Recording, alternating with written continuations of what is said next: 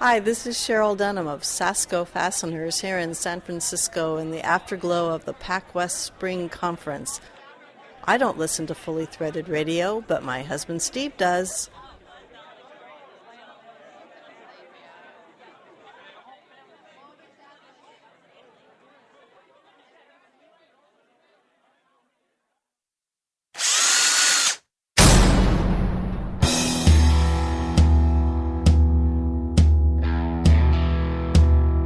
It's time for Fully Threaded Radio.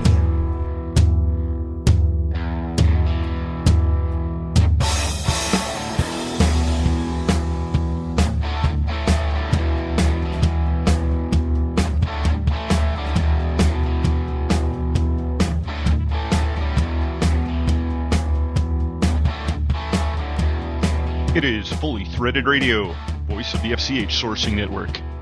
This is the online Fastener Talk radio show that's recommended by 4 out of 5 fastener distributors who listen to online Fastener Talk radio. And we're glad you clicked in. Hi everybody, Eric Dudas here, and I'm joined as always by the co-host of Fully Threaded Radio. He's everybody's favorite fastener taxonomist, the Stephen J. Gould of the fastener world. He's Brian Musker. How you doing all right, Brian?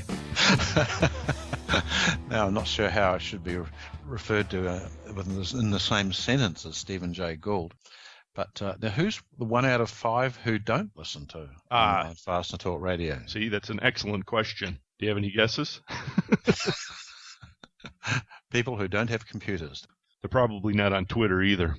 No, they're definitely not people who are using any modern technology. Well, let's just concentrate on that 80% that we can reach out to. What do you say? Yeah, right.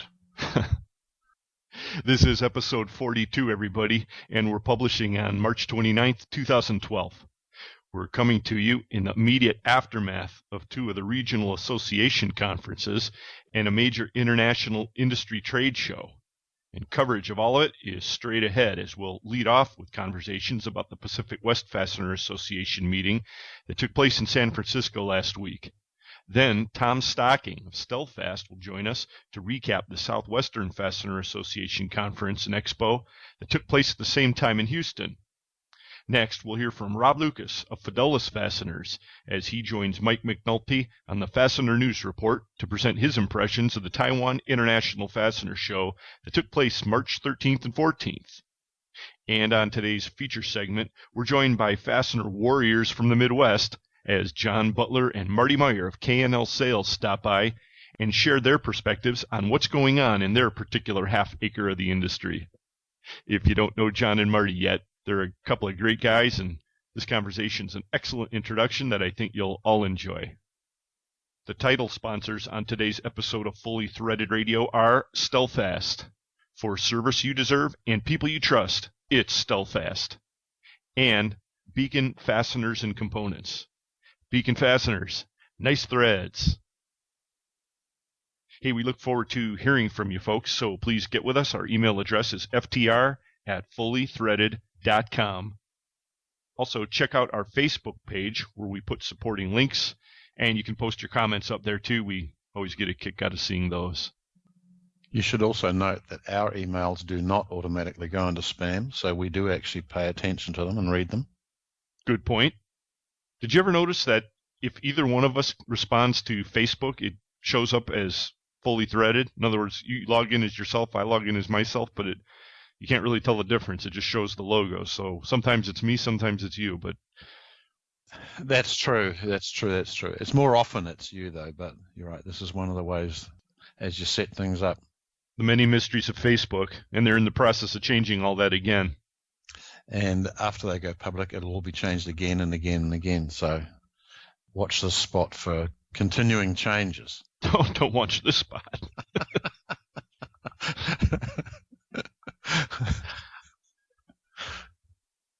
Hey, we're also available on Twitter under the handle Fully Threaded. That's me. You're Brian Musker. Right. Although I noticed you haven't been out there too much lately despite your New Year's resolution. Didn't seem to be a lot of activity in the Twitter world over the last week. I think the spring meetings and trade shows were taking people off into other things. Well, I think you're right. Speaking for myself, I have been absent for many days, and it's interesting too, because one of the things I wanted to mention is that the traveling salesman was trying to get a groundswell of participation using his hashtag FastLink. In the first couple of weeks, it looked like he actually had some mind share on that, and he was building participation, and then I think it kind of fell apart last Friday. Well, I don't think it fell apart so much as it went into a little bit of a remission, okay? Twitter hibernation? Yeah. People will be climbing out from under their rocks and things again over the next week and getting back in the real world. Yeah, but you won't, though, will you? No. I said other. I didn't say me. I said other people. People, okay? Well, I'll mention a little bit more about that in a minute, because I was surprised, some pretty amazing reactions when I brought up Twitter at the Pac-West conference. But, I did see a very interesting tweet that came across, when was it? About 2 weeks ago. I think it was March 11th, and it had to do with Aztec Lock Nut Company. They were pointing out that Aztec was featured on a mini kind of an expose called Manufacturing Marvels that's produced by the Fox Business Network. Did you see this by any chance, Bry? Well, I saw your comment on it, so I didn't see it. If I'd been looking at my tweets as I meant to, I would have noticed it instantly. Okay? See? I know. That's all right.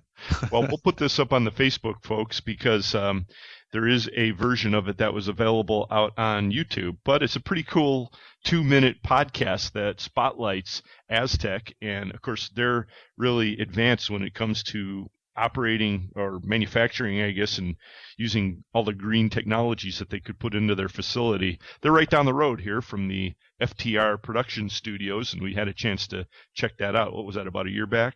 Yeah, right. Pretty impressive stuff. Is this the West Studios or the Studios East? Well, they're not that far apart, so Aztec's really close to both of them. Okay, all right.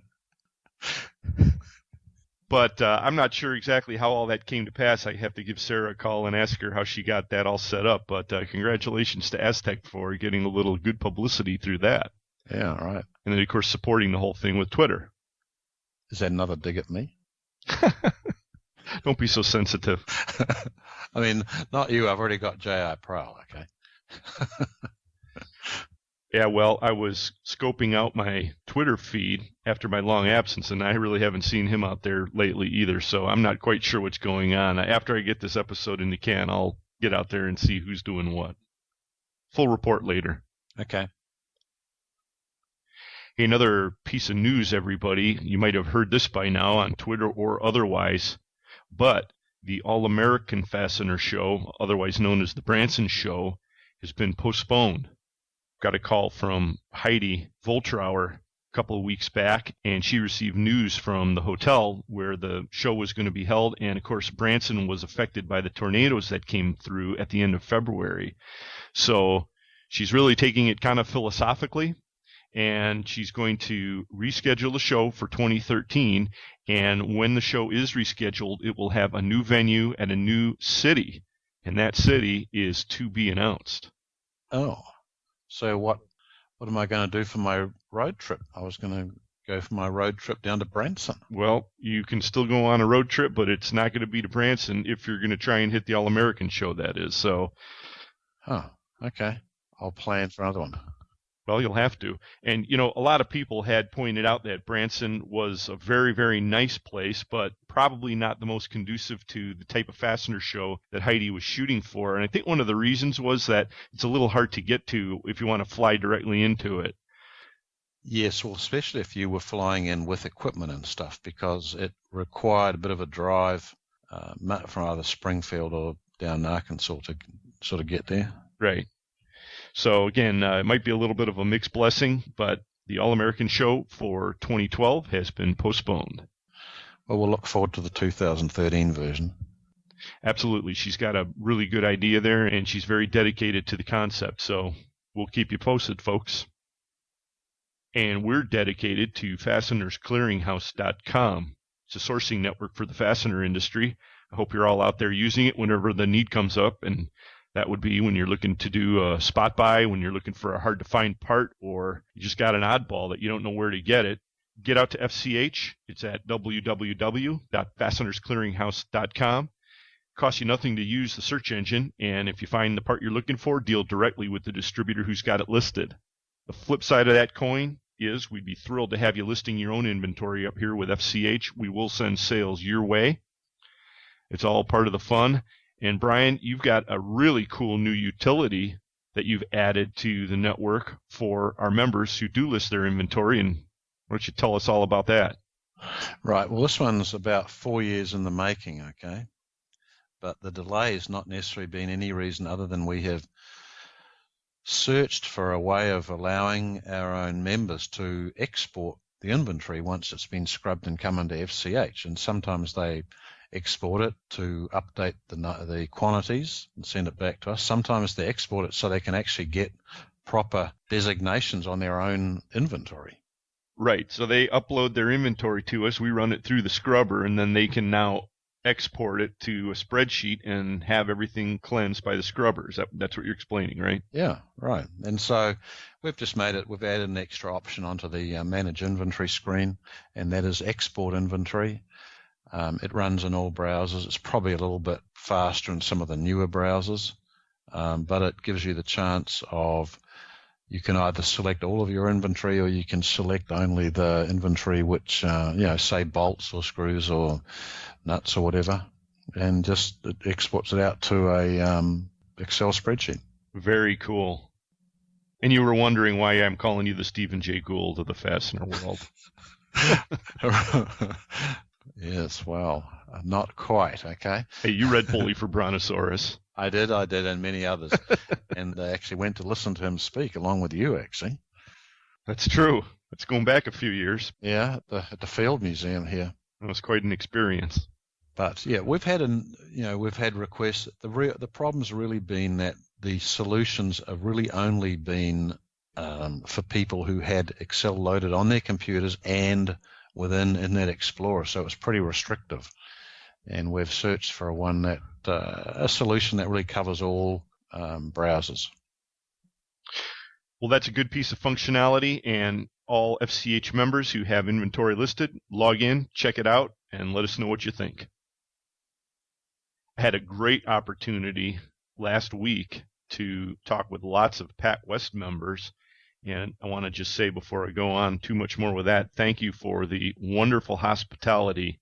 The Pacific West Fastener Association Spring Conference took place March 22nd through the 24th. That was in San Francisco, and it was a great success. If you want to check out just a little taste of it, you can go to the Pacific West website where Vicki Lester put up already a little movie which has some of the highlights, some of the photos and stuff. It's really well done. I wish there was more to it, frankly, but it does give you just the feel. 112 people were in attendance this year. Wow. Well, they're a pretty energized association, so they have a lot of dedicated and very enthusiastic members. That's true. There was a good mix of senior people and middle managers, I would say, and there's some spouses there and a good mix of suppliers and distributors, and everybody really had a great sense of spirit. So if you've been to one of the reception dinners, you know that they always have a lot of fun by playing some kind of goofy team building types of games, and this year was no exception. We had a whole lot of fun, and it's really good to see people just kind of relating from all the different levels and just having a lot of fun together. Yes, I think the year I was there, the team building effort was trying to thread nuts onto something. I can't remember what it was now, and it was rather difficult, and we were not one of the winning teams ourselves, okay? You're all winners. Right. Turned out that it was better not to be a winner, I think, in this one. Yeah, well, we played 3 different events in this year's Fastener Olympics, and one of them was carrying eggs with a fork and a relay race. Another one was the Bozo Buckets game, kind of a hybrid version of that. And then finally there was a Madison Avenue game where each table had to create a poster explaining a little something about the Pac-West. It's hard to explain, but it was a heck of a lot of fun. So the reception dinner was actually the climax of the whole thing. And in addition to that, there were several sessions that were very, very useful and very, very well done, including a sales seminar by Anne-Marie Hoftailing. And it was pretty cool because I'd say the room was evenly divided between people who had seen her before and people who had not seen her before. And I think both groups got a lot out of it. It's always fun to see people who haven't heard her before and getting a load of some of those funny voices and just her way. You know, she's really unique.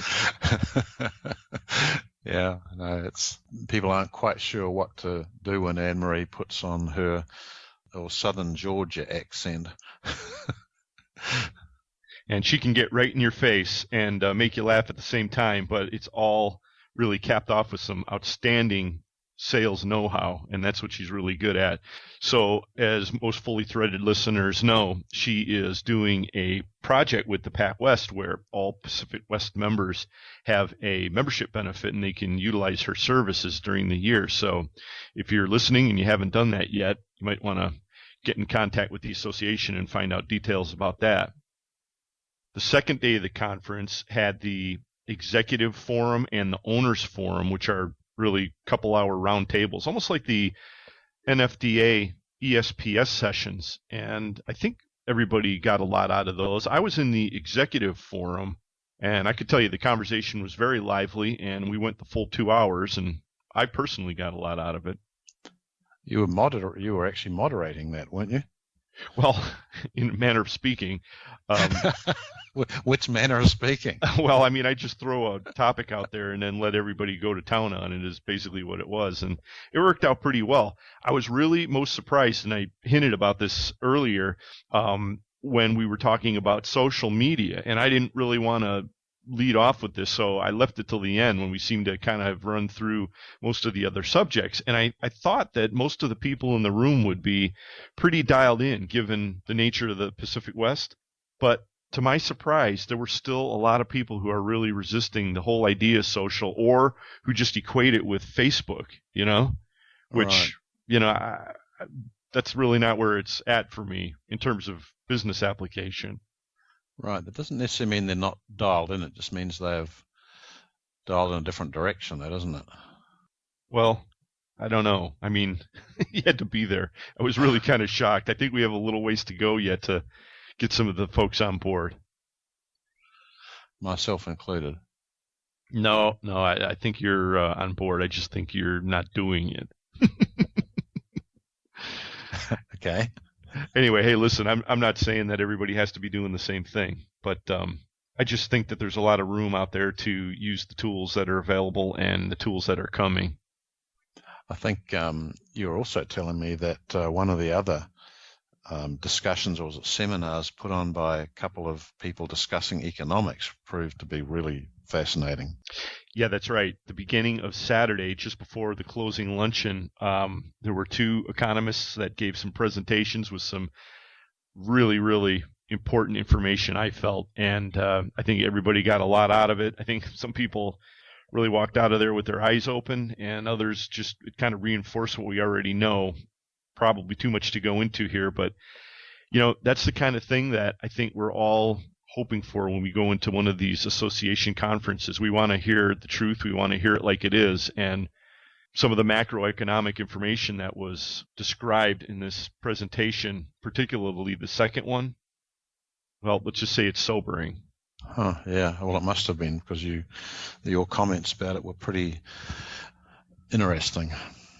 Well, fully threaded listeners, if they've been listening to the show, they know that we're pretty much on top of what's going on in terms of our national overspending, and it's a very, very serious problem.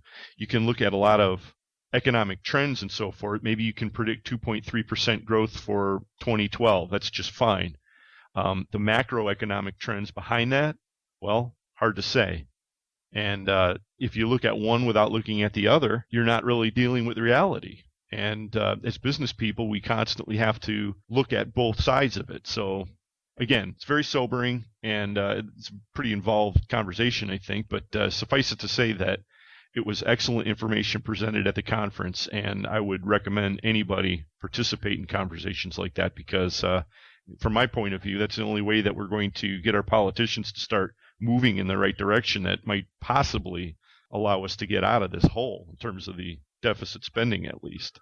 Right. Yeah, the figure that I found more interesting, the one you were telling me, is what the growth rate has to be in order for us to be able to pay off the debt as opposed to what it really is, even if we look at it now.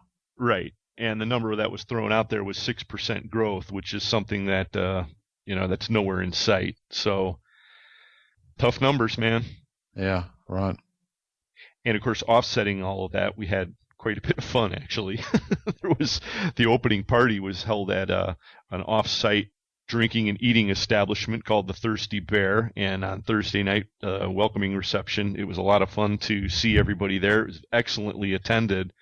And then on the 36th floor of the hotel, it was at the Grand Hyatt in San Francisco. It had an excellent view. As long as the clouds weren't too thick, you could see out over the bay and Alcatraz out there and everything. And a lot of people were hanging out there and had a lot of good times with everybody.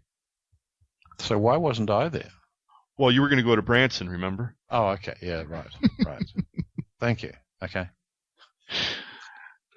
So while all this fun and gaiety was going on, here am I here slogging away, dealing with programs, answering phones and things like that. So, hey, it was hard work. I can tell. To anyone who's ever gone to one of these conferences, you have to keep up appearances, but it's grueling. I think you know exactly what I mean if you were there. Okay, I'll believe that. But in conclusion, it was a great event. Check out the Pacific West website at pac-west.org for a little taste of it. And once again, Russ, Vicky, Janine, thank you so much for the great hospitality. And there was another association conference taking place recently, and that was the Southwestern Fastener Association. And here to discuss that with us is Tom Stocking. He's talking with us from the Stelfast office in Dallas. Hey, Tom, how are you? Good, Eric. How are you doing? Pretty good. So you guys had a little bit of a shindig down there in Dallas way, huh? Well, actually, it was in Houston, and it was last week. It began on Thursday and ended with a regional tabletop on Saturday, which was very well attended. We had 73 booths. Wow. From an exhibitor standpoint. Sort of a lot. Yeah, it's always a good show down in Houston. A lot of participation, and really from a distributor standpoint, Houston has more local distributors than say the Dallas-Fort Worth market does. So there's always a lot of participation from vendors from not only within the region, but we had guys from Chicago, New Jersey, New York. So we had a lot of participation from national companies as well. From a attendee standpoint, we had in between 40 and 50 different distributors represented, and we had a total of 150 distributor badges printed, which obviously, some of the distributors sent multiple people, so, but it was a very good turnout from that standpoint. The Southwest Fastener Association really represents 4 states, which are Oklahoma, Texas, Arkansas, and Louisiana, and we had distributors from all 4 of those states represented for the show. Now, Tom, you are a vice president for the Southwestern Fastener Association. You're also an outside salesperson for Stelfast operating out of Dallas. And Right. Could you give us a little bit of background on this event? I mean, it seems like it was pretty well attended, and it's something that we haven't been following closely enough. Well, it's a every other year event, and because the association has 2 very large metropolitan cities, we switch those back and forth. So every other year, and the tabletop is every other year. And so this year it was in Houston. In 2014, it will be in the Dallas market. And so they are very big events, because one of the things that we try to offer versus one of the national shows, or I guess the national show, is that you get to meet the people that a lot of times that the customers are talking to on the phone.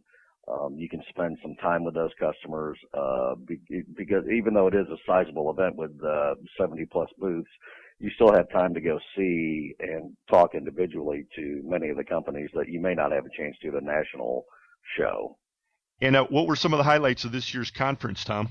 Well, we had seminars on both Friday and Saturday, which were all attended very well. The first seminar we had on Friday was with Bruce Darling, who is the purchasing manager for Porteous Fasteners, who always is a big draw at not only our association, but I think wherever he goes. I believe that in talking with him and Don from Porteous, this may have been one of his last public speaking engagements, and so it was pretty nice to have him there for us. He's been there before and really just kind of went through what's been going on overseas from a pricing standpoint, went through some of the events that had happened over the last couple of years that impacted the industry as a whole, things such as Heads and Threads going out of business, Nucor lawsuit, things of that nature. And so it was just a very informative event. The next panel that we had was the state of the domestic fastener industry, which was not necessarily just from a domestic manufacturing standpoint. It was the industry in the States as a whole, and we had representation from Stelfast, Nucor, Dyson, along with Bruce. And so that was very informative to kind of get an idea of not only what some of the domestic manufacturers were seeing, but also what some of the importers were seeing internally inside the States from a market as a whole. And can you shed any light on that subject? What seemed to be the prevailing attitude on that topic? Well, the attitude was that I think certainly people are busier than we have been in the last couple of years. The reference point for the industry, it seemed, was 2008. And I don't think that anybody is near those levels or expects to get back to those levels on any particular time. The commercial construction industry is still down from the domestic standpoint, particularly from what Nucor was telling us. The residential market is certainly still down, and that is obviously across the country. This region has not been hit as hard because we didn't have the pricing bubble that some of the places like Vegas and Phoenix had from a residential standpoint, or let's say a Florida. But really one of the drivers in this region is the oil and gas. And as we all know from filling up our cars, oil and gas has been doing very well. And that's been driving a lot of the business, particularly in the Houston market, bleeding over into Louisiana, keeping most of the people busy there. Then from there on Saturday, we had a meeting of a couple of more panels, which included the current state of metric fasteners, which was moderated by several of the people in that, represented by metric and multi-standard and Vertex. And then a general session, which was how to buy fasteners, which had a couple of distributors, and then Simi was again on that panel. And basically that was really kind of focused on what from a importer or manufacturing side was important in buying fasteners. And I think the biggest thing that came out of that was make sure that you know who you're buying from, that they will supply you quality products, that they're going to be around if there is a problem. As we all know, with the advent of the internet, that people can get prices of product from a lot of different sources, including overseas. But is it really something that is going to benefit you long term if you don't have any type of a relationship with those people? A question going back to your comment about the metric, and if your main markets really are driven by oil and gas in that region, what impact does metric have in oil and gas? Shouldn't that be more imperial stuff? Well, the metric, and we are not deep into that metric line from a Stelfast company standpoint. And my background is not in metrics, but we have been seeing an increase in metrics, and I don't know if it's necessarily for the oil and gas, but I think there's a lot of metrics that are going into, I think, some of the wind energy field, and also there's a lot of Houston is a port, so there's a lot of maintenance on ships and things of that nature, and so I think that that's where a lot of the metric is going. Yeah, that makes sense. Yeah, interesting comment. Okay. Well, you mentioned Stealthfast in that mix, and what were you showing at the Stealthfast booth at the show? Well, really, we were highlighting our expanded product line. I think that we were handing out line sheets that were made for the Vegas show, and we've added some pretty significant lines such as anchor products, wedge anchors, sleeve anchors, drop-ins. We carry a tremendous amount of screws compared to what I think the company has had in the past, thread cutting screws, floorboard screws. But the things that have been going very well for us in this region, being a bolt region, are B7 studs, 2H nuts. We carry a line of China and non-China 2H nuts, which we've been seeing an increasing demand for non-China product going into the oil field. So I think that's going to be a continuing trend as well. That's interesting. Yeah, I was actually looking at the Stealthfast homepage, the website, and some of the new products that you're featuring are on the homepage. Do some of these new products have a strong position because of the new Los Angeles office? Is that what's happening, Tom? Well, sure, yeah. That the Los Angeles branch has been open a very short period of time, and so we now have a local presence in that region, and so that's a heavily construction market. So they're certainly going to be utilizing anchors, the 2H nuts, threaded rod, and so it was always a big market from a standpoint of pickup. It's sometimes like the Houston market. The Houston market is a heavily localized market, so there's a lot of pickup that we were obviously not able to participate until we had a branch there. So really all of these products, structural products, have been a big hit for us out in the western region. Right. Well, that's good information to have, and I sure do appreciate you sharing some of that with us. And I got to ask you before we wind this up, what was it like in terms of the after-hours activities? Anything that you can share with us, Tom, on that one? I know this gets a little sensitive sometimes. Well, no, it was. We always have a hospitality suite, and we have a guy that's in charge of that's there all the time. So that was open for the most part all day after the seminars and in between the dinners that we had. So that was again very well attended. We had a guy that was there the whole time, so that worked out pretty well. And what was handy is that the location for this tabletop was close to several restaurants and bars, and so you could actually just walk to those places. So I think everybody had a very good time in the after hours section, which is pretty easy to do in this business, it seems like. The area was awash in fastener people. Right. That's right. And one of the other things I'd like to just mention that we're very proud of from a association standpoint is that we elect board members every year, and so this year for 3-year terms. And so this year we had 3 new board members, which are directors, which handle different sections for the board. All 3 of those were distributors, and they were represented from companies in Tulsa, Oklahoma, Tyler, Texas, and Houston, Texas, which put us at over half of our directors are distributors, which is really what we try to focus on, being a distributor organization, so that the board is not packed with what we consider ourselves as factories or importers or reps or things of that nature. So that was one of the nice things that came out of this last meeting that we had. Having the right balance is pretty important, isn't it? Absolutely. And, we in the past, we had always tried to do 2 meetings and had determined that trying to compete with the Vegas show in the fall, so we would do a spring conference or a tabletop and then a fall conference. And really what we've tried to do is we've kind of modeled after some of the other associations where we're doing dinner meetings now. We have one in Dallas and one in Houston that are going to be in October and November of this year. So those have been very well attended too. We've had speakers at both of those, and we're going to continue that trend, I think, so that allows the local distributors to come in versus having to actually go to another conference and try to compete with people, determining whether they want to go to the Vegas show or go to a conference. Yeah, we have the dinner meetings here in Chicago with the Midwest, and they're very successful. Good to have. Yeah. They have good speakers.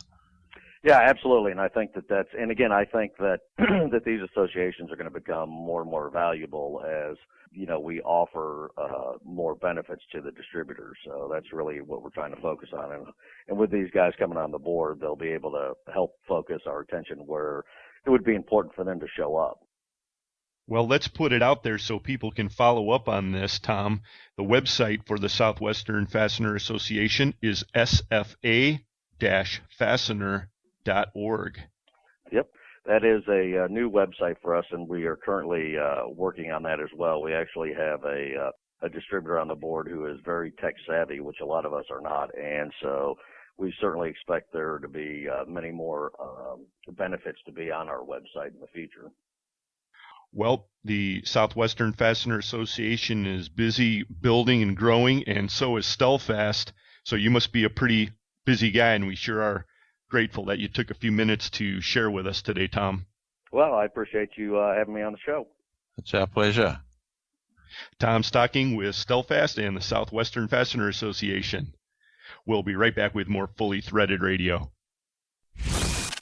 Once you're in this industry, you're not getting out. Good thing there's Fully Threaded Radio. Talk radio for the fastener industry.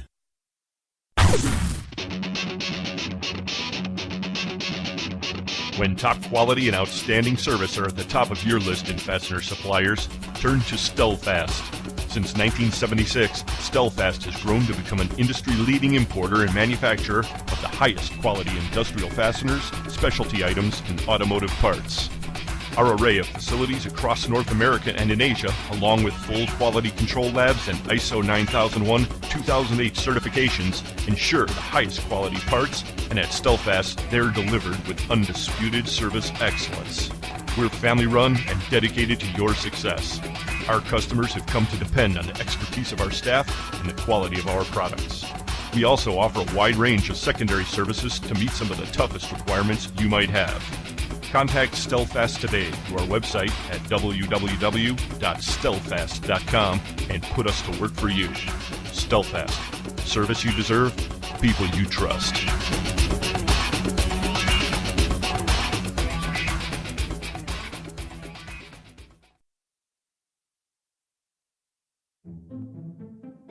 It's a screwy world out there, what with outsourcing, celebrity apprentices, crop circles, beavers, gargers, those shorts that are almost pants, and mimes.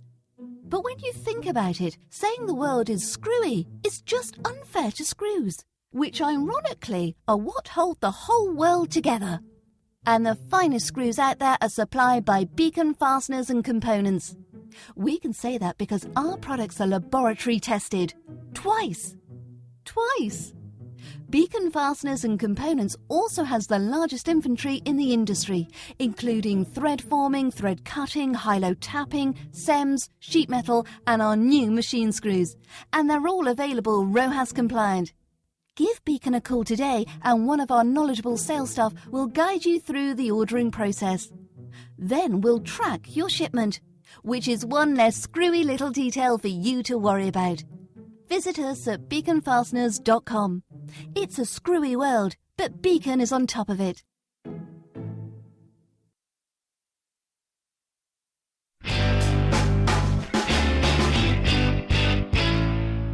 The National Fastener Distributors Association is the most important nationwide organisation for the fastener industry. They're growing again, and there's a fantastic opportunity for you to take part coming up soon. Hi everyone, this is Brian Musker on behalf of the NFDA. This year's spring conference is taking place May 2nd through the 4th at the Chateau Elan Resort, just outside of Atlanta, and the NFDA would like to invite you to join in. If you're a long-time NFDA member, one of the 15 new members who have joined us during the past year, or if you've been thinking of becoming part of the NFDA, this is the perfect opportunity. During the conference, you'll network with the top companies in the industry. You'll meet suppliers, customers, industry colleagues, and key industry service providers. You'll have access to our well-known ESPS sessions that provide you the chance to learn how to position your company for success with direct input from your peers. The meeting schedule for this year's conference offers something for everyone. Economist Alan Bullier is a long-time favourite of the NFDA, and he'll join us to present an overview of trends in business and the economy. While he informs us, he'll also make us laugh while showing us how our industry and each region is expected to fare in the next 12 to 36 months based on his company's data and research. I promise, you'll laugh as much as you'll learn while Alan delivers the future with great accuracy and unique style. Alan's presentation alone is worth the price of admission. We'll also hear from BB&T Capital Markets analyst and Fully Threaded radio contributor Holden Lewis. Fully Threaded listeners hear Holden's market reports regularly, and most recently he's been reporting on the new Fastener Distributor Index, or FDI. Learn all about this new index as Holden describes what we've learned so far and where he expects the FDI to go over time. The location of this year's conference is a spectacular setting. The Shadowland Resort features a top-rated golf course, tennis, wonderful food and wine tasting, and many other amenities. So when you're not attending one of the conference meetings, you'll have plenty to do. There's more information about the NFDA spring meeting on our website at nfda-fastener.org, or you can contact the NFDA office directly at 877-487-6332. The NFDA spring meeting is happening May 2nd through 4th in Atlanta. It's a great organization and it'll be a great event. The NFDA is extending a personal invitation and they hope to see you there.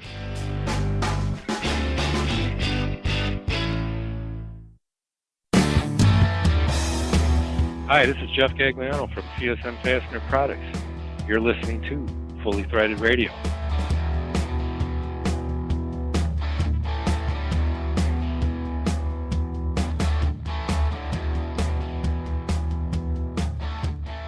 Brian and Eric, back with you with more Fully Threaded. You know, Tom was pretty subdued about what was going on in the after hours parties and stuff, assuming there were parties. So this is which industry is this? Therefore, you know the answer. Right. You know, I got to tell you, one thing was kind of interesting. On the 36th floor of the hotel where the Pacific West Conference was being held, they had a really nice bar up there. I think I mentioned this, but I really enjoyed myself up there. And one of the reasons was they had an excellent Scotch menu, including our ultimate favorite Scotch, Lagavulin, was on the menu. Wow. Yeah. Well, you might want to tell people what that really is. You have to like the very smoky Scotches from the island of Islay. That's right. And I was very, very honored to give a few people their first taste of Lagavulin, and it was very, very fun to do that. And subsequently then, I got in a lot of conversations with people, and I had no idea how many Scotch drinkers there were out there. I thought you were going to say you got into a lot of trouble, both of you. Right. Well, I was staying down on the 4th floor, you know, so I only had to travel down 32 floors, and it was a pretty good elevator system. You wouldn't want to have to walk home after that. And speaking of having fun, I don't know if you saw this or not because you're a little remiss in your Twitter usage, but our friend Mike McNulty has been in Dusseldorf for the last several days. Of course, his Fastener News Report, which is coming up here in a few minutes, was recorded just before he departed. And he's in Dusseldorf currently for the Wire Show. And his Twitter feed is full of all of these comments about the wonderful beers that he's drinking. You got to get out there and see this, Bri. Wow. I thought in Dusseldorf they have really one sort of beer. It's a very, very special just to Dusseldorf, and they call it Alt. And it's like a very light tasting beer. It's a lager, but it's a dark-looking lager. Well, he doesn't mention that at all, but if you look back, I think you'll see quite a bit of what he's experiencing, and yet another reason to hop on Twitter, everybody. Right, okay. And I got to stop looking at this. I'm getting thirsty. Oh, okay, right. Well, we've got a show to keep going on. That's right. And why don't we do that? Just before we get to Mike's report, let's thank our sponsors once again. We couldn't do it without them, and they are, of course, Stelfast and Beacon Fasteners and Components. Yes, thank you. Here's Mike McNulty with the Fastener News Report. Thanks, Brian and Eric, and greetings to all the Fully Threaded radio listeners out there. This is Mike McNulty from Fastener Technology International Magazine, bringing you the Fastener News Report. which is sponsored by Volt Industrial Plastics, makers of the world's finest plastic fasteners. We are recording this news segment a bit early this time around because by the time it is posted online, I will be in Europe to attend a wire show in Dusseldorf, Germany. I know that many of you may be wondering about my mental focus while attending a wire show alongside an abundance of German food and German beer, but fortunately the Dusseldorf Wire Show has a special hall dedicated to machinery, materials, and accessories for making all types of fasteners. In my opinion, it's the best place in the world to see the latest fastener-making technology.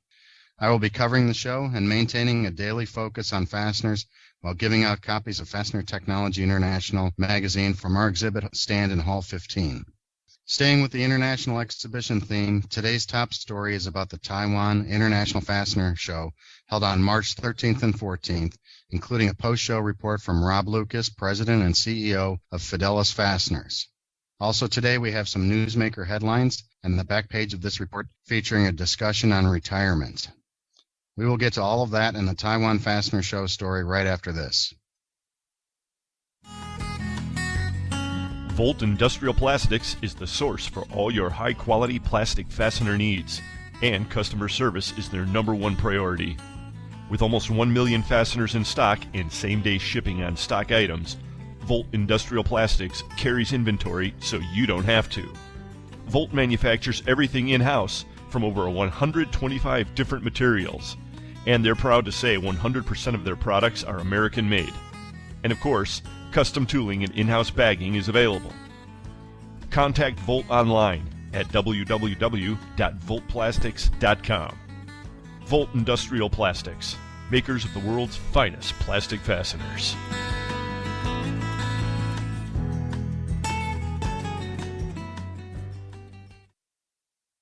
For a selection of hundreds of thousands of fasteners, check out your local Fastenal store or Fastenal.com. We can stock domestic or internationally sourced product locally and keep your bin stock filled for you at no additional expense. We are a 9001-2008 certified company that's made a huge investment in quality control so you don't have to. And if you can't find it on our shelf, we can make it for you at the quantity you need at one of our many manufacturing facilities. Learn more by contacting your local Fastenal store or visiting Fastenal.com today.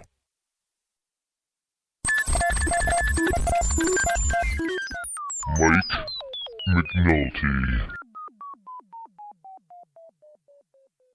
Promoted as Taiwan's only professional B2B fastener exhibition, the 2012 Taiwan International Fastener Show was held in Kaohsiung City on March 13th and 14th. The exhibition was organized by the Taiwan Industrial Fasteners Institute and the Taiwan External Trade Development Council. The show featured 230 vendors showcasing their fasteners, as well as production equipment, tooling, QC devices, and raw materials. Exhibitors at the show included Sanxing Fastech, Fangshan Screw Company, Chengzhou Machinery, and Rodex Fasteners Corp. Taiwan's largest fastener industrial clusters are located in the Tainan and Kaohsiung areas of southern Taiwan, and 90% of the fasteners produced in Taiwan are sold to external markets. In 2011, the top 5 export destination for Taiwanese fasteners were the United States, Germany, Japan, Holland, and the United Kingdom.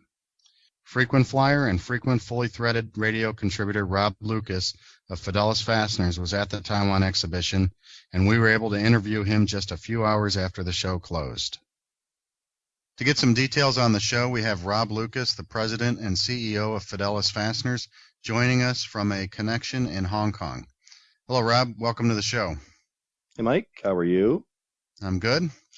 We're recording at nighttime, and you have just left about 5 hours or so ago from the show floor at the Taiwan International Fastener Show. Is that correct?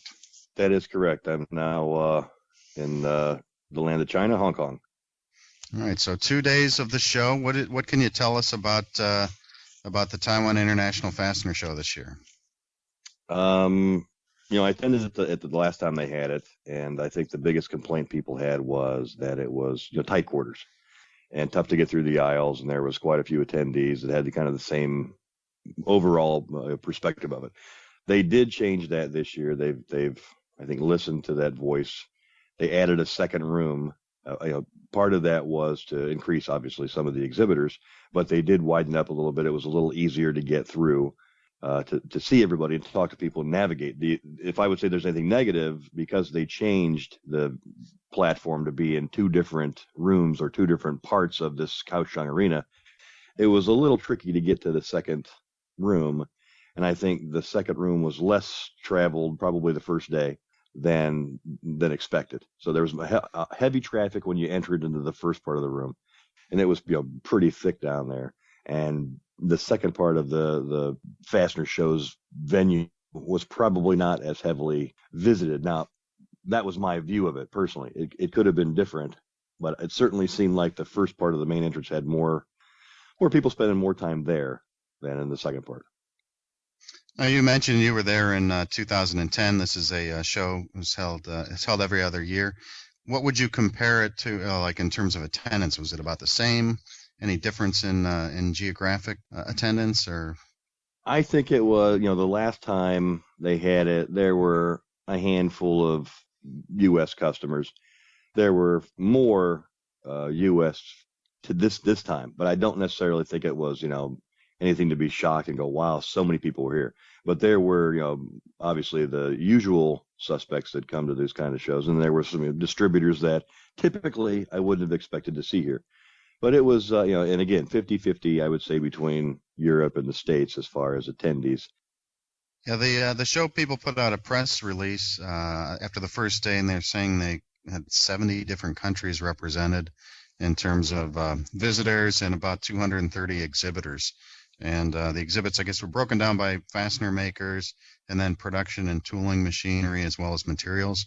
How would you break it down? I would think the majority of the exhibitors are fastener makers. Is that correct?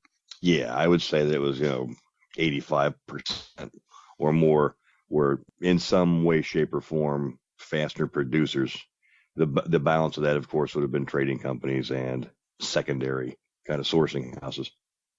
That's good. There was also a news report, I think it came from ChinaFastener.info from their website, and they said that 2011 was a record year for production of fasteners in Taiwan in terms of tonnage as well as in dollar value. And was there any kind of indications at the show of that this year is going to beat that or match that, or any talk of what's expected for Taiwan this year?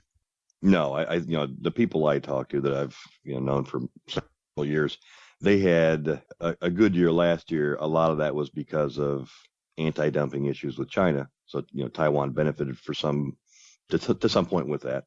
And this year, of course, they've seen a little bit more demand from the States than expected. Even though the economy has, been pretty low, it's going back up. But there are some people that are starting to make some buys with these vendors overseas. So that's been positive. But I don't think they're looking at it from a standpoint of it's going to exceed what happened last year. And a lot of that comes from too that Europe's demand is going to be down, and the States' demand is still relatively uncertain. Even though it's going up, I don't think it's going to be anything that's going to be enormous. Yeah, that's good to hear, and that's a good point about the anti-dumping in Europe, because that was one of the factors cited, that people were dropping off of sourcing from China and getting it from Taiwan instead because of the anti-dumping. But now that'll, like you said, that'll be offset by lower demand in Europe this year. And the report I saw also mentioned that Europe is still the number one destination for exports from Taiwan over the U.S., but maybe that'll flip-flop this year. I don't know. And I think there's a lot of it, that euro, the questions with how the euro is going to go and the financial crisis with Greece and things like that. So I think there's vendors who are concerned that may collapse.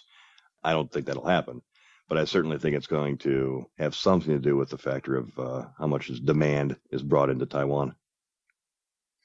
I know your main function is, bringing fasteners or helping people get sources to bring fasteners into North America. I wanted to ask you about China. I read there was a report in Forbes yesterday, actually, that saw that, or maybe the day before yesterday, saying that the Chinese economy is slowing down and maybe even, getting down to low levels of growth.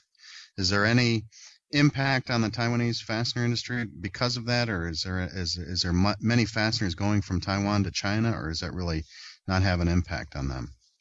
I don't think it. In the bigger picture, I don't think it has much of an impact on them. China is going to be what China is going to be, and they do have. Mainland China, they do have some domestic business that's becoming a little stronger for distribution houses, manufacturing houses. But when it comes to Taiwan shipping into China, it's spotty at best. I don't think that really plays into the bigger picture of things too much. So if that market's slowing down, it's not really going to impact them. Their key markets are Europe and North America. Yeah, I wouldn't expect it to change too much. Was there anything new that you saw on the show in terms of technology or new players to the market? No. There's a handful of new vendors popping up, but the most of it has been the standard Taiwanese fastener manufacturers representing themselves. I don't think there was a whole lot of additional or new entities that popped up in the last 18 to 24 months that then, of course, went to the trade show. It's a good show for them. I think it benefited all those vendors, and I think they got a strong showing of support from around the world from people that came to it. They did a really, really good job. I think I told you earlier before we started the interview. They did a really good job of marketing this show. They got the press out. They did emails for people that attended in the past. I'm assuming they did that for people who didn't attend it. And if you did register, they did a lot of offerings to those that were coming to make it more easy for them to navigate to the show. I remember at the last show they had waiting in a line to get your badge for 45 minutes because it was just such a mob of people. This year they've changed that, and if you registered early, they even had your badge delivered to your hotel. So when you arrived to check in at your hotel in Taiwan, your badge would be ready for you. So there was no wait; you just came off and went right to the show. And they did that well. They had free shuttle service pickup from the airport when you arrived in Taiwan to your hotel, and there were some that got free hotel rooms if they did it right. So I think they did a really, really good job of promoting the show for the Taiwanese vendors. And that in itself made it a more pleasurable experience. Nobody wants to stand in line for 45 minutes for a badge. So kudos to them. Yeah, definitely. I think I noticed that they did a better job of marketing this time as well. And in fact, their website had a lot of information on it, including a video. Pretty useful, on the whole Taiwanese fastener industry, talking about the export levels. 90% of their production is being exported, so there's definitely, it's a good place to go for people to find sources. And the thing that caught my attention, maybe you're familiar with this, they're talking about the age of the industry in Taiwan being 60 years old, and that seems, kind of, it's surprising that it's not that old of an industry and that they've come so far in such in 6 decades. So I think it's a good mature industry, and it looks like, from what I can tell and from what you're saying, that it's a good show to go to. Yeah, the Kaohsiung is a good fastener area, for fastener geeks. Everyone's there. Everyone knows each other. It's a real pleasant environment. There's not a whole lot, even if the competition is next to them at another booth. They're really pleasant about it. It's kind of an open environment. You talk about it being around for 60 years. I think that seems like a relatively short period of time, but in honesty, they really started cranking out 30 years ago, or less. So although they've been in the industry for 60 years, the last, I would say, 25 to 30 of it has really been their heyday where they've become accepted. It was in China, then it went to Taiwan, and now there's a part of it's going over to, it was in Japan, then it moved to Taiwan, and now it's potentially going to China. There was one point that 25% of the world's fasteners were made in Taiwan. I don't know if that number is still accurate. I'm sure it's not, but it gives you an idea of how much they do play in the fastener making world. Yeah, they're definitely a major player. I think on that video it might give the actual number, and if people are interested in looking at it, you can go to the website. It's fastenertaiwan.com.tw is the show website, and they've got a video there as well as press information and exhibitor lists and things like that. What in your conclusion, you're just fresh off the show floor. Any conclusions or takeaways that you can offer to our listeners out there? Well, the show's over, so if you didn't go, you missed it. I think it was they did a really good job. They mean the vendors of how they design their booths and how they communicated what they do. I think for people who came to this show, or maybe this was the first time they came to Taiwan, I bet they got a lot out of it. For people who have been doing this for a while, most of those people you already knew and were your friends. So it was, show of support. And I've seen them come to the shows in the States, so it was good to see them on their floor and show them support as well. It certainly is going to afford them a larger and newer customer base. And I think, from my take of it, I saw people that I wouldn't have expected to be here. So obviously they had some interest in coming here for that. And it was a great place for, newcomers to make their first entrance into Taiwan and get to see a lot of people in a really short period of time and make the most out of their travel expenses.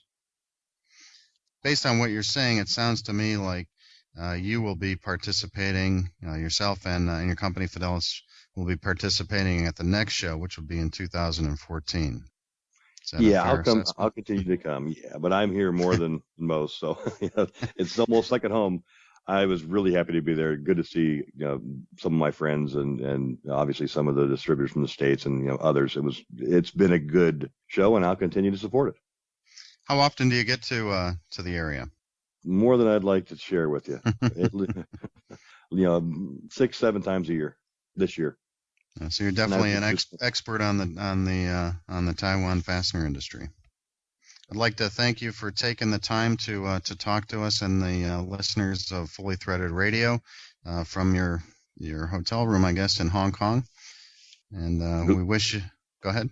No, I was just going to say glad to do it. I've been a fan of Fully Threaded Radio since it started, and anything to help you guys out, I certainly will do, and I'll continue to keep doing my travel and giving you guys the feedback that I can from wherever I am. All right. Well, thanks again, Rob. We appreciate the report and look forward to hearing more news from Fidelis Fasteners down the road and wish you a good 2012. You too, Mike. Thanks so much, and I'll talk to you soon. That was Rob Lucas, President and CEO of Fidelis Fasteners. Next up, today's top fastener newsmaker headlines. As mentioned earlier in the show, the Branson Hilton Convention Center took a direct hit by a tornado, and it is closed for repairs for at least 3 months. This means that the All-American Fastener Show, which was scheduled to take place in Branson this May, will need to be rescheduled and relocated. Rob Rubenstall has been appointed General Manager of Juergens Tooling Components Division, which includes a specialty fasteners group. Prior to joining Juergens, Bob held various positions at Kennametal and LMT Fetty. Fidelis Fasteners has launched in-house training classes for distribution companies.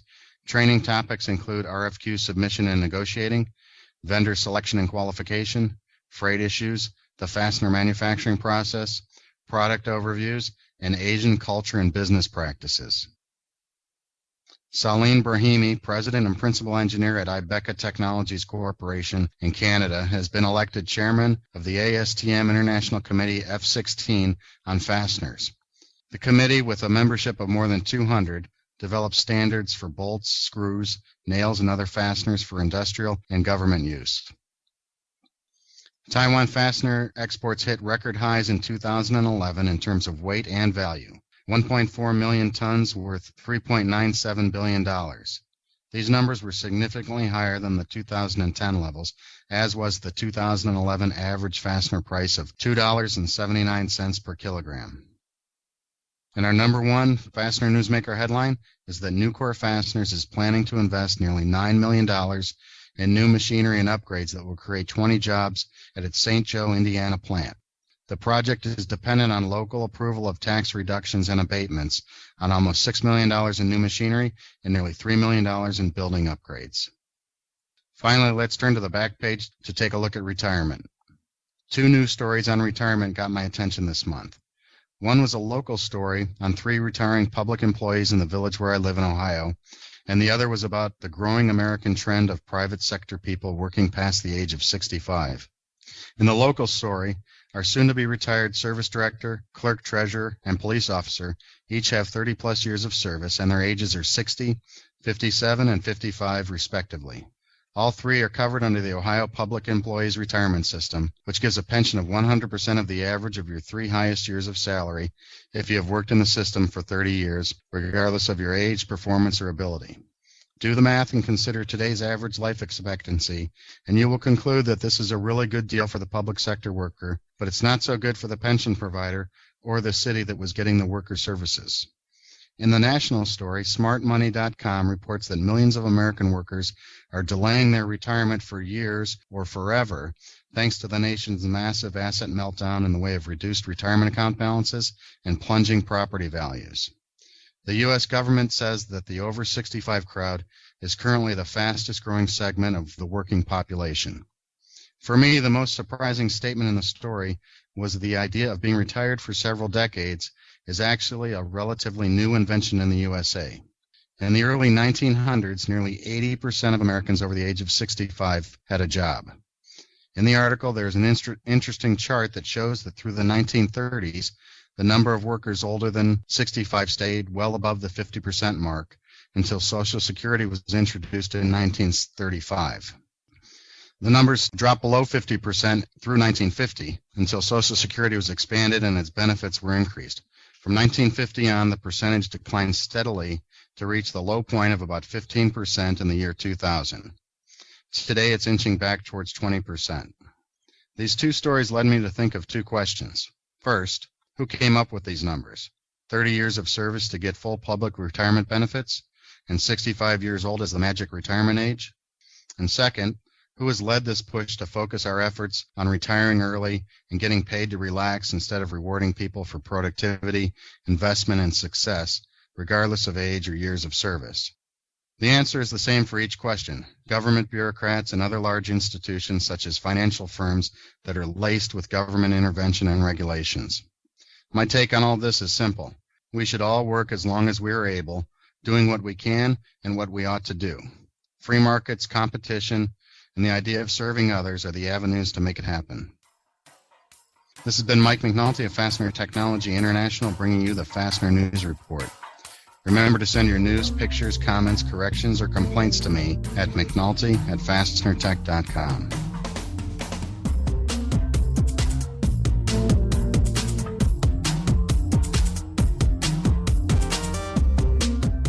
John Butler and Marty Meyer of K&L Sales join us next. Is Fully Threaded.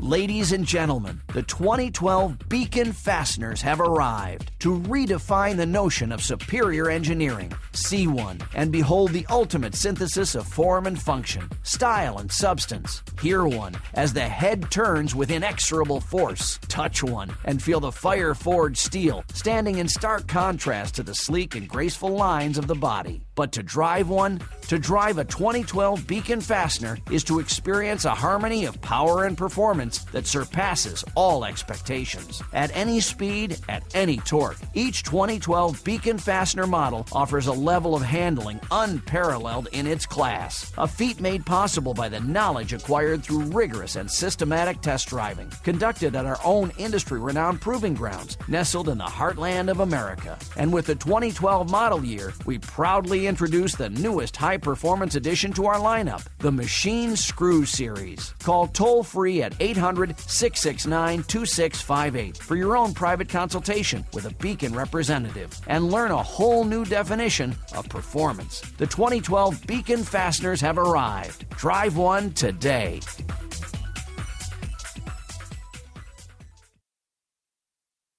FastenersClearinghouse.com. Search and source from over 500,000 line items, all just a mouse click away and available at no charge. When the need arises, you won't find a better place to locate hard-to-find fastener inventory. It's where you need to be. This is Joe Truckee of Cal Fasteners, and Fasteners Clearinghouse works for us. This is Robert Wanzer, and Fasteners Clearinghouse works for American Imperial. This is Andy Pell from ScrewCrew.com, and FCH works for the fastener industry. Join the sourcing network now and show your inventory to a whole new market. Turn slow movers into cash. List up to 10,000 line items. Show them to distributors only or to the world. FastenersClearinghouse.com. It's where you need to be.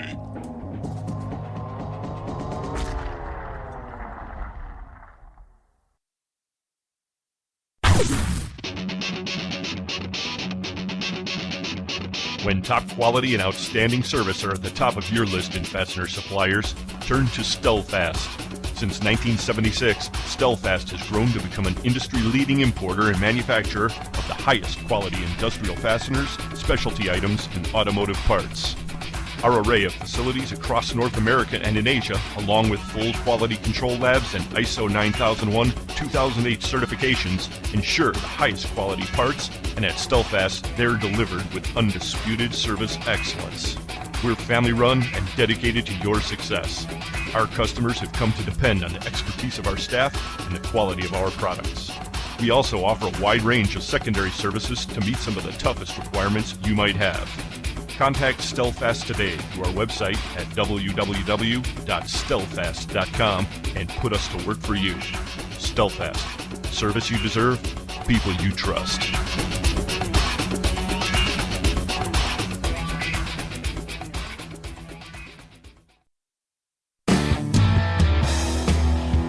This is Pam Berry with Advanced Components. You're listening to Fully Threaded Radio.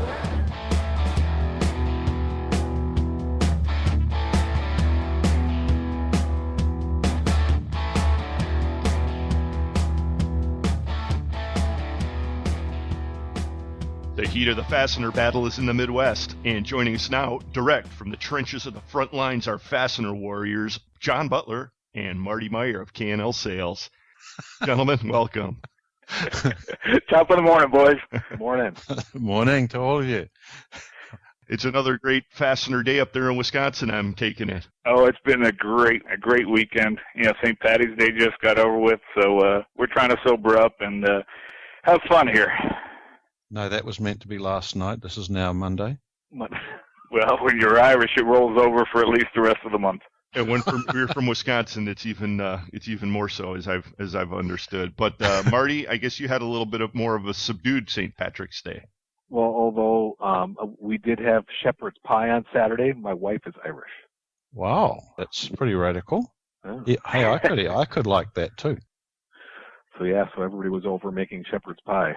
Now, was that made out of bratwurst? No, unfortunately not. But that would have made it good. Yeah, it would have.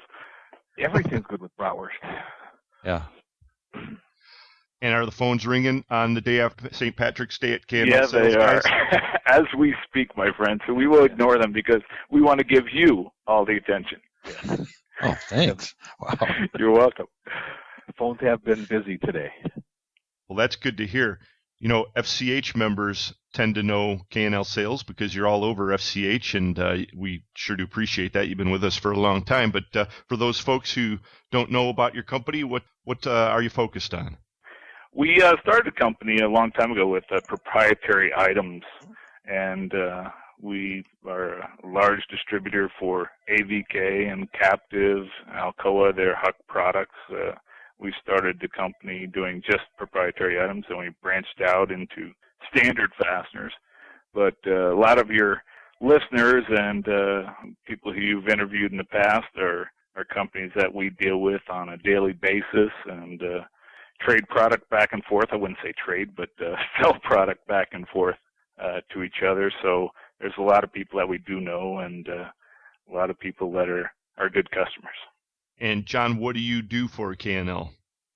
As little as possible, but actually I'm the operations manager, so oversee everything that goes on here.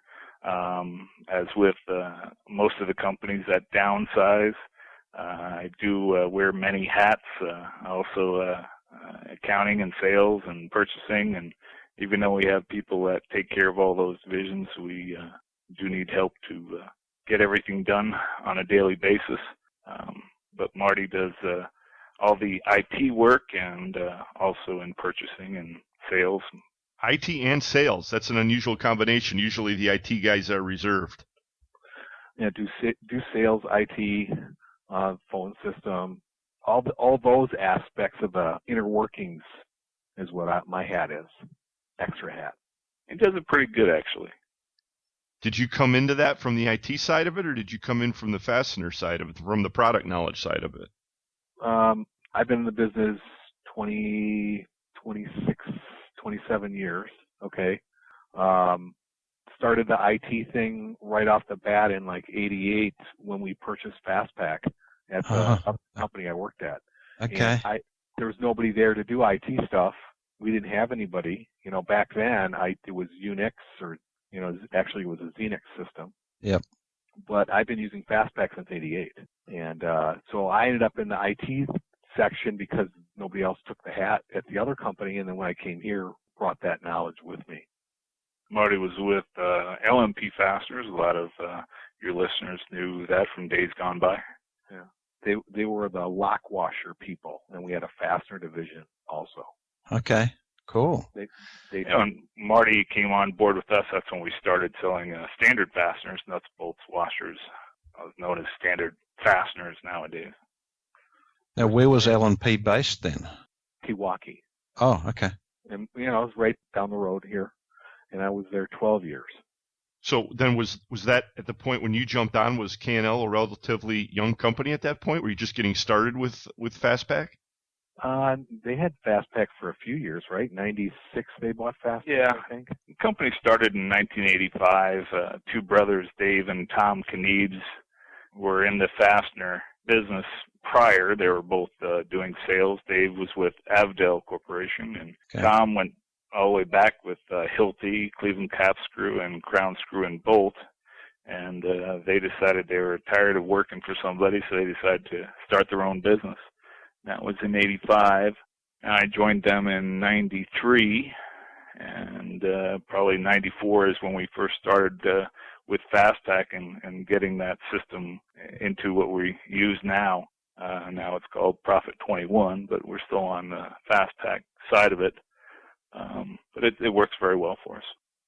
We actually have quite a lot of members who still use FastPack. Okay. It's still whatever else is out there right now. Just doesn't have what this system does. I mean, they have little pieces of it, but as a whole package built and designed for the fastener industry, nothing else is out there like this. Works well for us because we do secondary operations as well as far as plating or kitting product that we do here. We have the auto bag system here at K&L Sales, and to be able to build kits and put them together through the computer system is very easy. So as the software, have you modified it yourself over the years, or you just still use a standard version of it?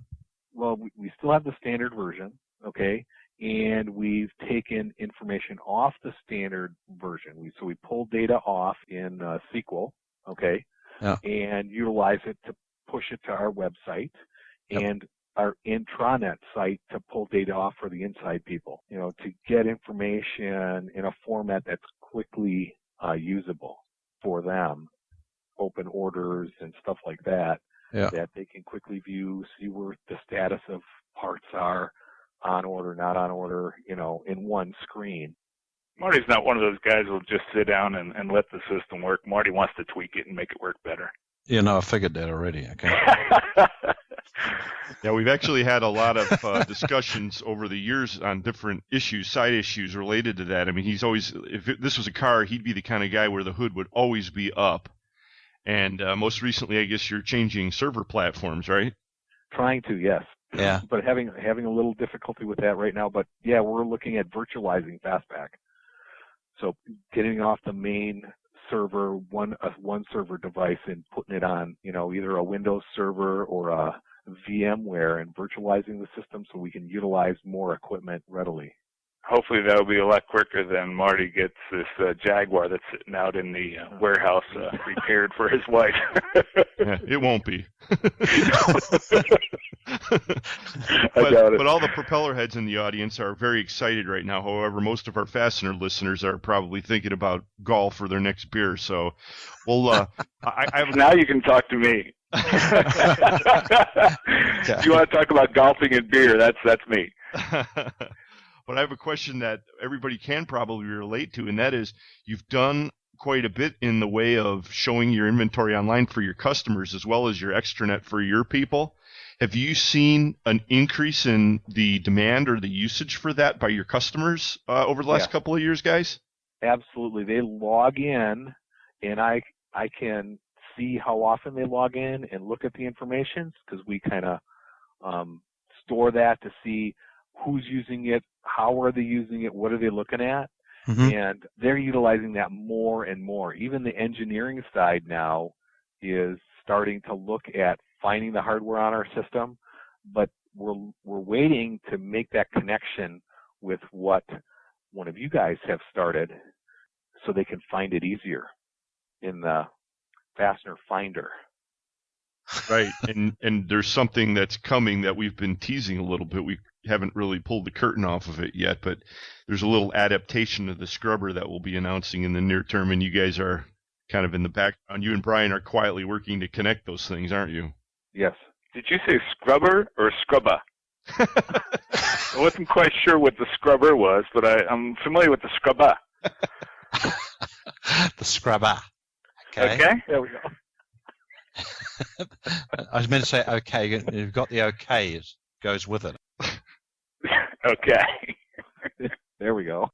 Let me ask you this. When you started to put this whole thing online, was it something that was the strategic direction that you decided on, or did you just one day realize that, wow, this would be cool if we could do this, and then it all kind of grew as an offshoot of that? Well, we had a business-to-business platform on there, all right, already at one point. And we noticed that it was not quite as user-friendly, and we had paid a lot of upfront money for it. And and a high dollar value every year, annual recurring. And it had been updated like 6 times, I think, and we never got one of them. And we're paying all the support money. So through a mutual friend, I contacted this company who does custom programming, and I asked them the questions. Here's what I have. Can you do this? And for what I paid for the annual support charge, they got it up and running. If I mention their name, do we get a discount? I don't know. Yeah, but we might lose a potential new sponsor too, so. I'll be good. You know, the thing is, we should put it out there. When you go off the reservation with software, I mean, you can make the argument for it and against it. And in some cases, you win, and in some cases, you don't. It depends on a lot of things. And in many cases, it's been proven time and time again, if you do it right and you can do it affordably, it is something smart because you wind up with a solution that perfectly fits your organization. And this solution does, because the customers are able to access it quickly. They're able to get, by just a tab, get to where they want to go and look at the information that's pertinent in front of them. So they can print invoices right off the web interface. They can look up a purchase order and see where the parts are. Are they in stock yet? Are they on order? When are they due in to us? All that information's right there. It works out really, really well, and it's smooth. What really makes it work well, too, is when you have someone such as Marty that is on board on a daily basis that also is in fasteners. So if something does happen or go wrong, not that it ever does, but you have somebody there that can diagnose what the problem is and get it back up and running. You mean not that it should ever happen? Our intranet server is virtualized. Okay. Right now. So that went to that. So when the SQL now data comes up to the intranet and pushes it up in, it's really nice. Quicker, more stable. It's just a practical application for saving some money on hardware. Yep. And I got one blade running 4 operating systems. Well, we'll have to have Marty and Brian circle back together later and have a great conversation about this. And John, we can talk fishing. I don't know. There you go. You have to invite me down there where you were this past weekend. Yes, that would be. I have a feeling we could chew up the rest of the segment if we talked about how badly my thumbs are blistered right now. But again, we'd probably lose half our audience. Well, you mentioned that the system that you have online, and I should point out that the website is klsales.com. That's attracting more and more of your customers, and they're really liking it. Am I to infer from that you're seeing a pickup in business up in the Wisconsin area? Business is pretty good, actually. Yeah, we had one of our major customers, which was building products for the military. So therefore, that's down 30 to 40%, and that was a big chunk of our business. But we decided 2 years ago to put a new salesperson out on the road, and instead of pulling back, we dove in deeper and tried to get more business, get our name out there throughout the state of Wisconsin and Illinois.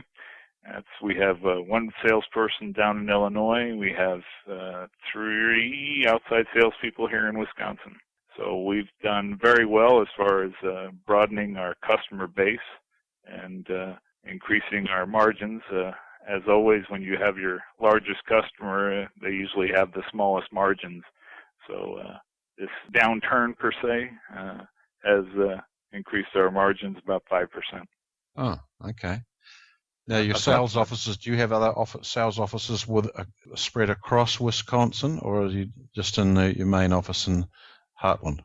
Our main office here, we do have a branch up in Greenville, Wisconsin, which is near Appleton, around the Green Bay Packers area. And I just give a little plug there, We have.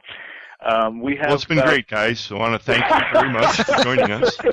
Yeah, it was really nice. Yeah, we have $1.1 million worth of inventory down here, and just over $500,000 worth of inventory in our Appleton branch to service our customers out of there. Majority of our customers are VMI programs, vendor managed inventory, where we will go in, we will either put smart bins on their shelves or design a vendor managed inventory package for the customer. These programs have been around for many years. We decided to start doing that about 10, 11 years ago, and it's worked out very well for us. You do increase your product offerings outside of the fastener realm. Mm-hmm. We get into power transmission, electrical wire, sprays, abrasives, so it's done rather well. If there's a customer that you could just tailor make for yourself right now, what would that customer look like? Our largest customer right now is down to about $1.8 million.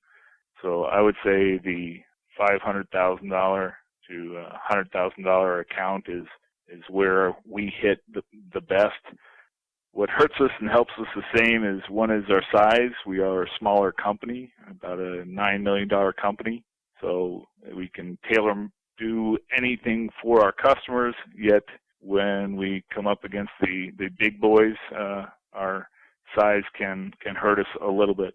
We have seen some of the larger fastener distributors that are out there that are going after the smaller accounts. It does seem to be more profitable to them, and I think that's why they choose to go after some of the smaller accounts. Right. That's why I was curious what your sweet spot was. Yeah. It's Wisconsin has a lot of sheet metal fabricators, and we have a lot of customers that have never had vendor managed inventory before, and it works very well for them and as well for us, because we can make sure that we keep their lines up and running. So you said business has picked up for you, and that's really what we're hearing across the board really lately. I'm sure that's no surprise to anybody listening. Did you get wind of the Fastener Distributor Index, FDI, and if so, what were your thoughts on how closely that matched what you're experiencing? Well, a couple guys told us about that, so we decided to jump on board with you and take care of that. They're pretty good guys. And we were happy to do that, and we do see that it does just about mirror what we're doing. Our profits are up, where our sales were a little bit down, of course, due to the military. But if things continue on the path that they're going, and if our president doesn't make any mistakes as regard to the foreign oil and the domestic oil issues that are going on right now, we could foresee this prosperity going on for a little bit longer here. You mean more mistakes? Something like that, huh? Yeah. Right. Okay. So for the several listeners that are still tuned into this interview,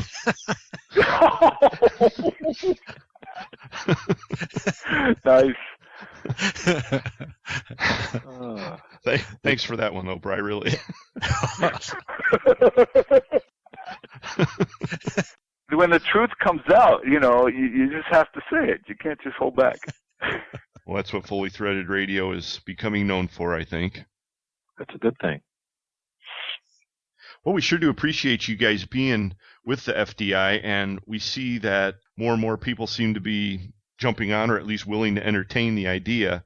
And we're always adding to the supplemental question list. At the end of each FDI survey, there's a supplemental question. You guys have any suggestions for ones we should put on there in future surveys? I think social media is good questions relative to what's going on in our industry right now. I seem to have at least one or two followers on my Twitter, and I do try to keep up on Facebook. I enjoy the program. I do tell a lot of people about your program, Fully Threaded Radio, and I think the more people that come on board with new technology will really see the advantages of networking. Yeah, I agree. I think this type of format and just Fastener Clearinghouse itself was a big step for our industry. A big step. I mean, we've gone away from the book that we used to use. Actually, K&L joined up as a member for FCH back in the middle of 2007, so you've been around with us for a while. You would have seen a few changes in the perception of the industry since then, actually.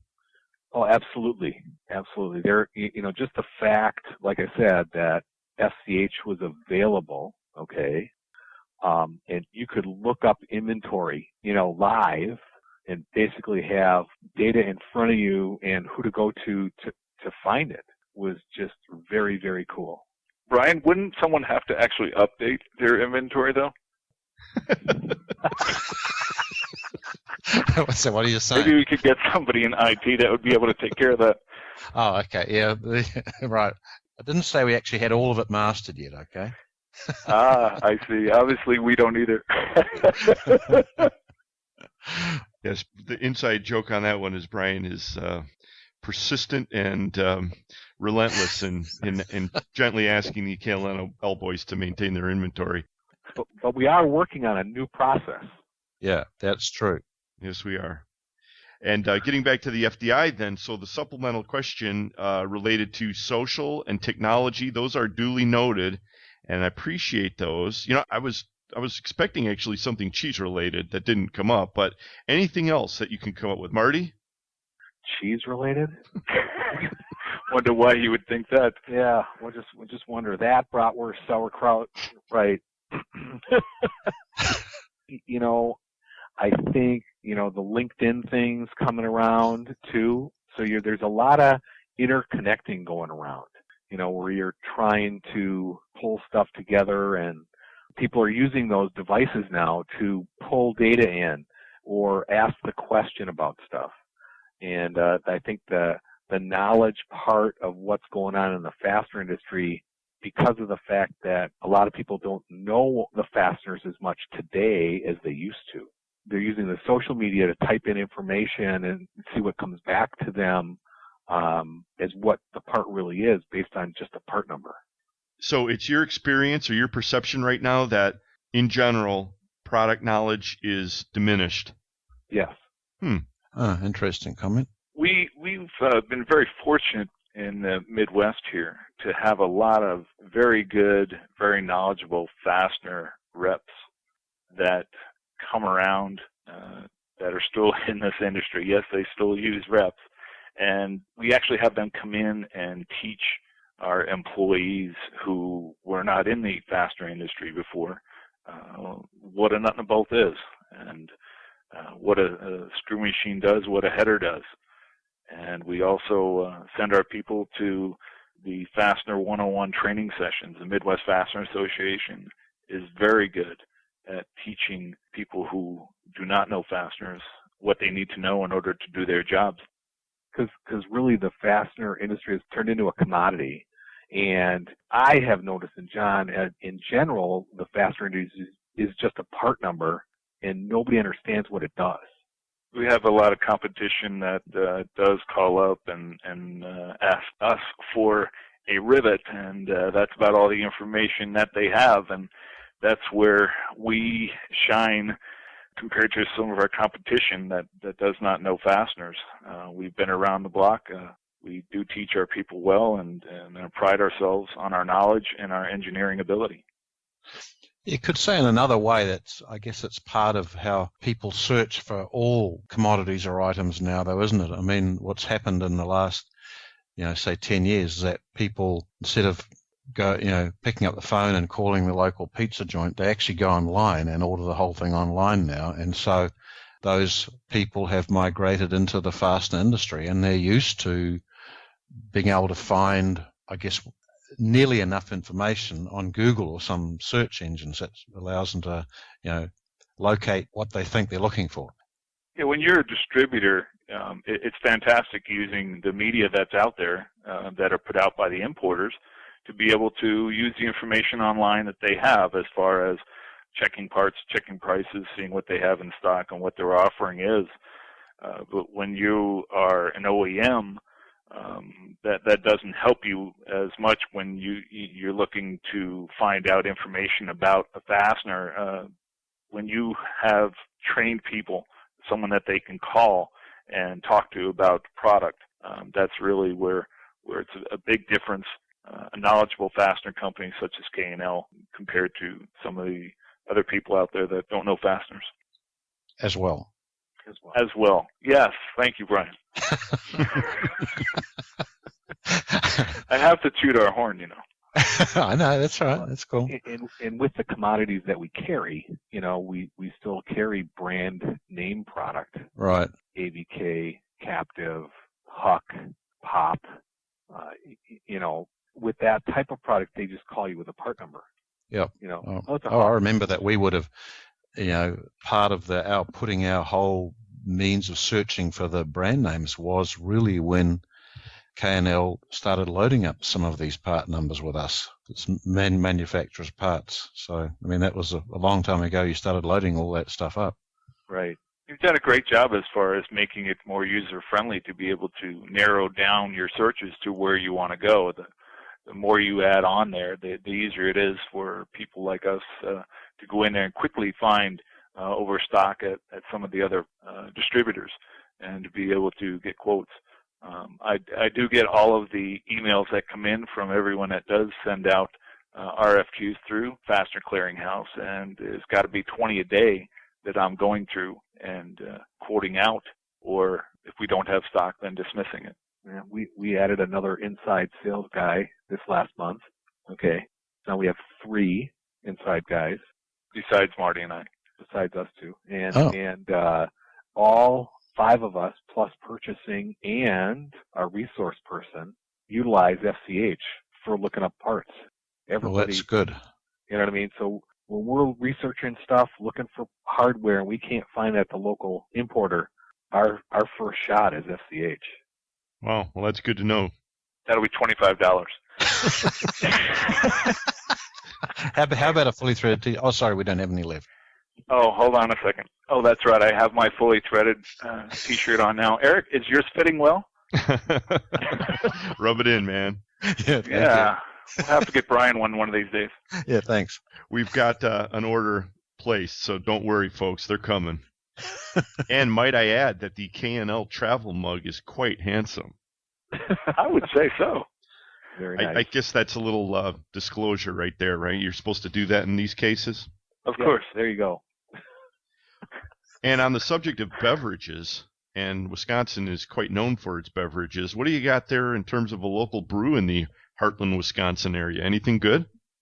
Well, we happen to have the Delafield Brew House, which is right down the road here. Not that I would ever frequent it at lunchtime.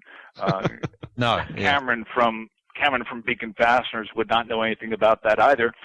But it is a very good brew that we have here. Wisconsin also has the Leinenkugels and the Miller brewery here in town.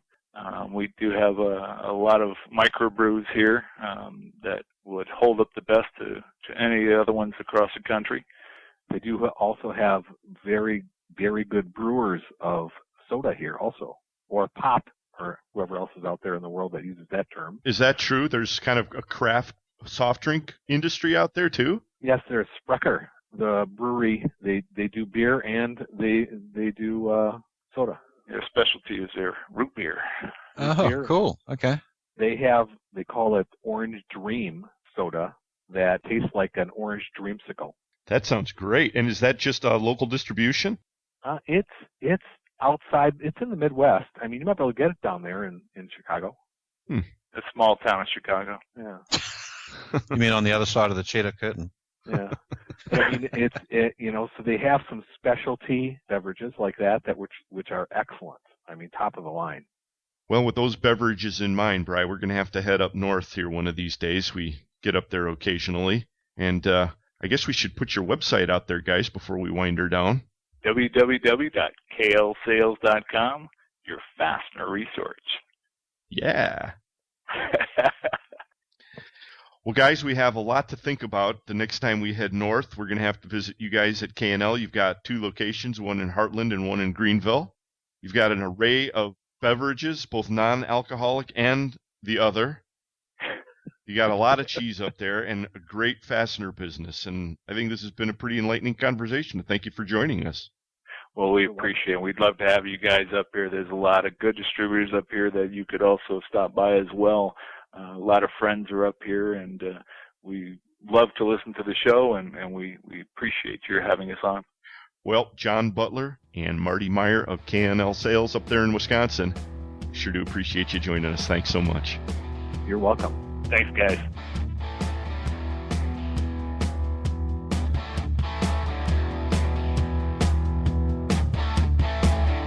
You won't believe how good you're going to feel after you've heard what's coming up next.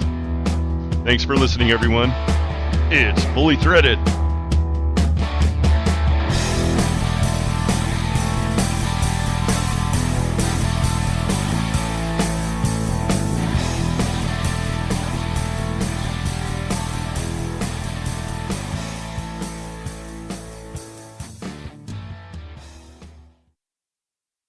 For a selection of hundreds of thousands of fasteners, check out your local Fastenal store or Fastenal.com. We can stock domestic or internationally sourced product locally and keep your bin stock filled for you at no additional expense. We are a 9001-2008 certified company that's made a huge investment in quality control so you don't have to. And if you can't find it on our shelf, we can make it for you at the quantity you need at one of our many manufacturing facilities. Learn more by contacting your local Fastenal store or visiting Fastenal.com today.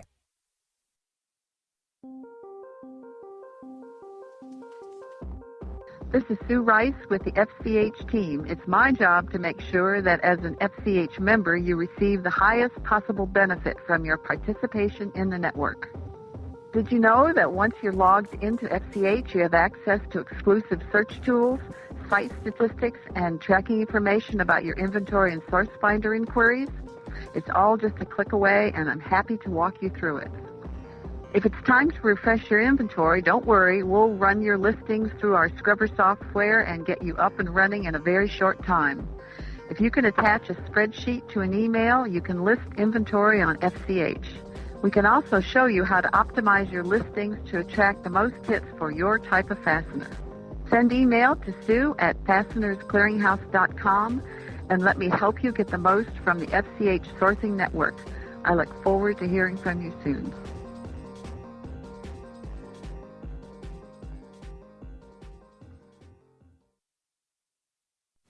Hello, my name is Anne-Marie Hoftailing with the Hoftailing Group, and I am pleased this year to be working with Pac-West Fastener Association to help its members have its best business year ever. My company is focused on sales and business development, and together we're going to help the Pac-West Association members increase their bottom line through unique workshops, webinars, and yes, even some private consulting time. So make sure that you are engaging your membership benefits. Come to the events, enjoy the workshops, log on to the webinars, and give me a call, because this year we're going to make sure you have the most powerful sales force you've ever had.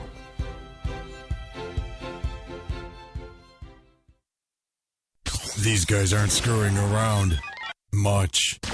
Brian and Eric, Fully Threaded Radio, Internet Talk Radio for the fastener industry. This is Russ Dorn with Timberline Fasteners. You're listening to Fully Threaded Radio.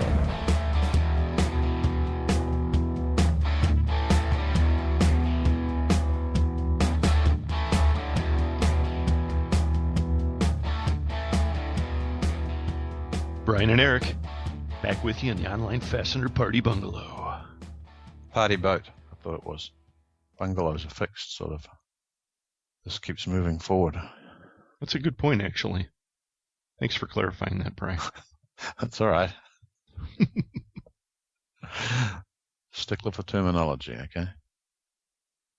Well, the guys up north of the Cheddar Curtain, as you described it, they seem like they're moving forward as well. It was great to have Marty and John with us, and boy, we've learned a lot from those guys over the time we've been working with them, huh? Yeah. I've spent a little more time talking with Marty, because Marty is the one who sort of prepares the uploads of inventory that come to us, and our conversations range all over the place, right into cars that he's restoring, to what's going on locally in their area, to all the things he's doing. And it's fun dealing with them. They're good members. I agree. And for a second there, I thought you were going to talk about fasteners again. I was actually talking more about things like the burgeoning soft drink industry up there. Yeah, it's something I didn't know about. Right? Yeah. Why would we be discussing fasteners? And the party's not over yet. You know, we've got all of these things that we're looking back on, the conferences and the shows, but we've got a whole lot more coming up, because I'll be heading out to the CFA conference April 11th, and then, well, we don't have the Branson show to look forward to now, but we've got the North Coast meeting that's coming up in early June. I don't know if they ever finalized the date for that. Somehow early June sticks in my mind, but whenever it is, we'll be heading out for that. So maybe the Afterglow, but the party rolls on. So which Afterglow are you basking in the light of? The Pac-West meeting, I know. You're still upset that you weren't there, aren't you? I know, yeah. I can tell this is bleeding through, Brian. Yeah, I know. I think Marty picked it up too. Well, the show is no place to be discussing this. This is much more appropriately done on a Twitter flame war, I'd say. Okay. So the sooner we can wind this one up, the sooner we can get to that.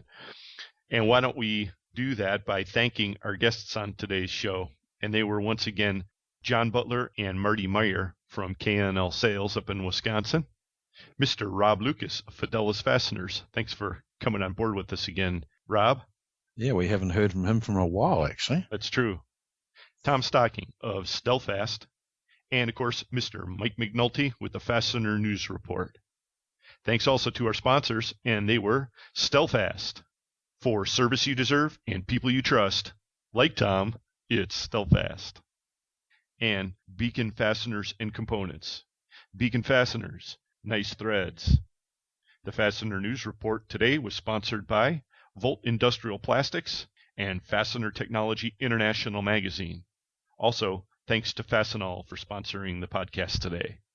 Let us know how we're doing, folks. You can email us at the address ftr@fullythreaded.com.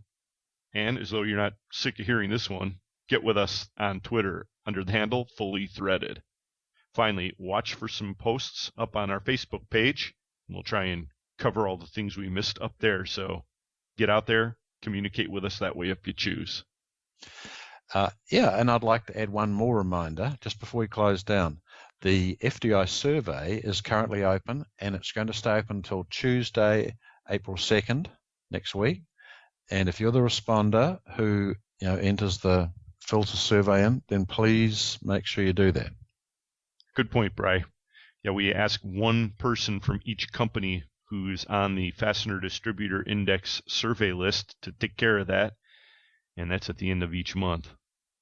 On the next episode, we'll have a report from Holden Lewis, and we'll roll up the survey for another month of the FDI. Right. And that's going to do it for episode 42 of Fully Threaded Radio, folks. We're a little short this time because, well, it's the Afterglow. What can I say? Right. As it quietly fades. Exactly. All good things and all that, right? Yeah. So long, everybody. For Brian Musker, this is Eric Dudas. Get out there and sell some screws, and we'll talk to you next time.